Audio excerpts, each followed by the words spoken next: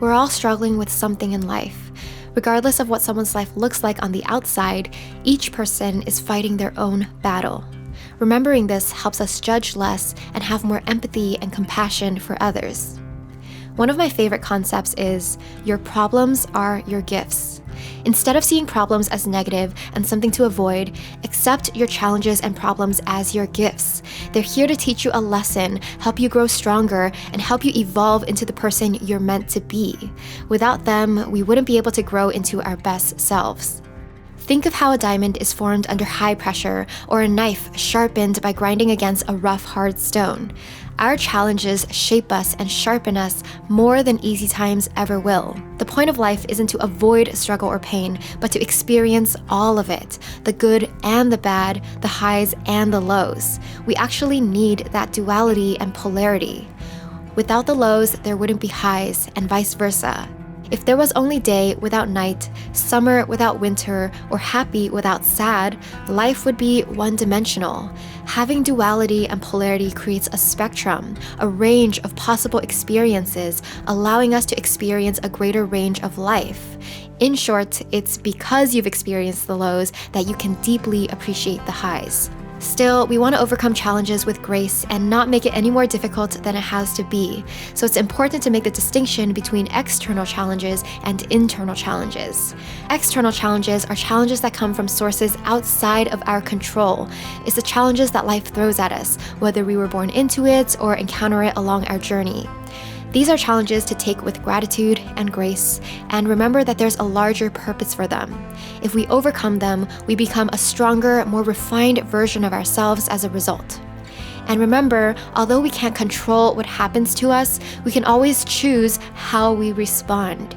We can respond by being frustrated and angry at our problem, or we can choose to see it as an opportunity to learn and grow. It is that choice that makes all the difference. In a way, we also have a choice whether to let that external challenge become an internal one as well. Internal challenges come from our own selves. These are the struggles that are self-imposed, consciously or unconsciously, like self-criticism, self-doubt, or self-sabotage. These are the struggles with the mind, and sometimes have the power to affect us more deeply than external challenges do, because they are never-ending. Events will pass, but the thoughts and feelings we have about them could linger if we allow them to. These are the challenges that we must become aware of because they cause us more suffering than necessary. We want to minimize these internal challenges, so let's talk about what we can do. The first step is to recognize when you're making life more difficult because of the negative thoughts going on in your head. What does your self-talk sound like? Every time you catch yourself thinking something negative or hurtful to yourself, write it down. After a week, you have a list of your typical negative thoughts. Sit with that list and ask yourself, do I want to carry these thoughts with me every day for the rest of my life? Then, for each negative thought, write a positive, supportive thought to replace that negative one. Eventually, you'll have a list of positive affirmations that you can repeat to yourself every day to rewire your mind for positive thinking.